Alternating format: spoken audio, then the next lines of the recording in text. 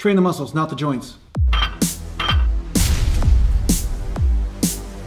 So welcome back to Natural Gallant Bodybuilding. And today I thought I'd talk about a subject that a lot of people get kind of wrapped up in, and that's trap training, I find that a lot of people in the beginning stages anyway, they get really wrapped up with training really small muscle groups and getting obsessed in whether they bring up that small muscle group rather than bringing up the overall system, and what I mean by this is that when you squat or when you bench press or when you're doing arm curls and stuff like that, what you're trying to do is add overall mass to the area.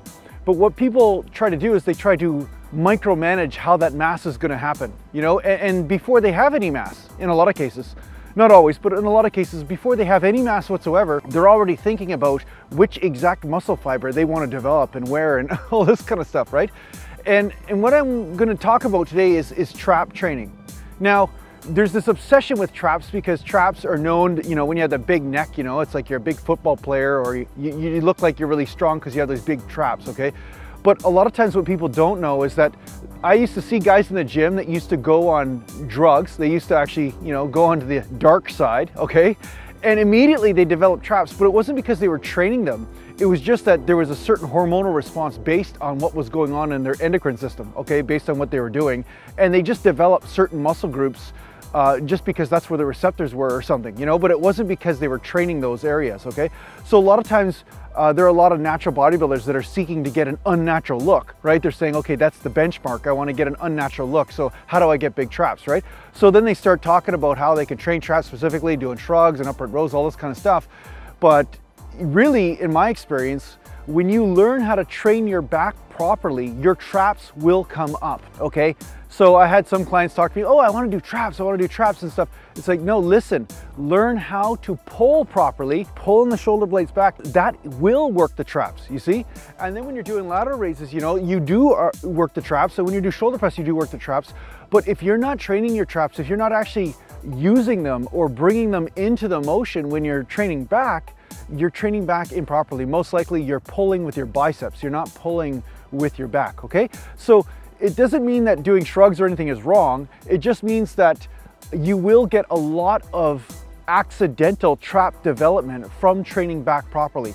So that's why in my programs, I don't put specifically like shrugs in and stuff. I always found that it was a waste of time. It was kind of like me training like earlobes or something. It just felt like, why would I train a muscle that's already being trained during back and shoulder training?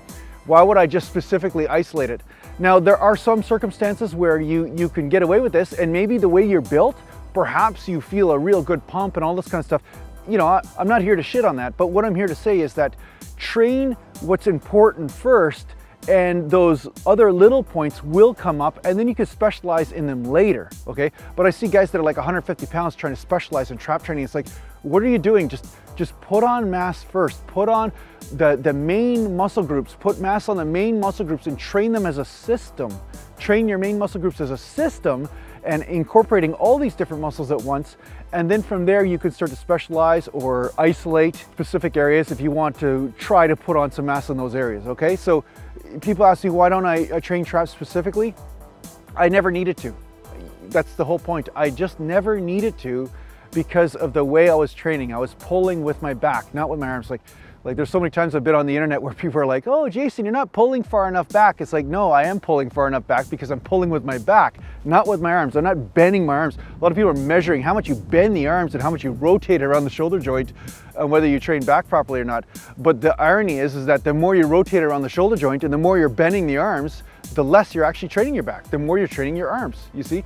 So this is important for you to incorporate in your system. So I had a guy ask me yesterday about trap training and why I didn't include it in the first program, the 2-day split.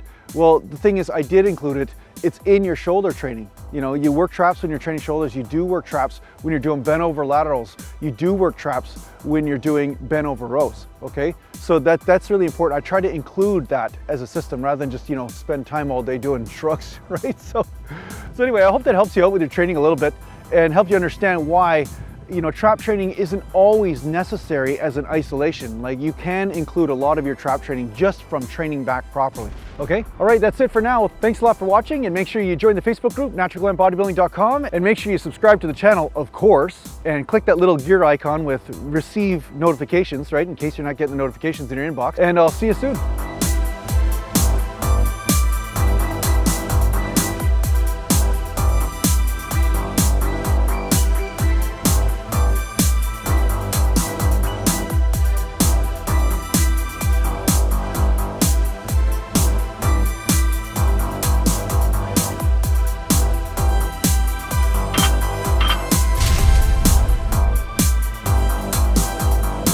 There you go, train the muscles, not the joints. Guaranteed to make your back bigger, guaranteed.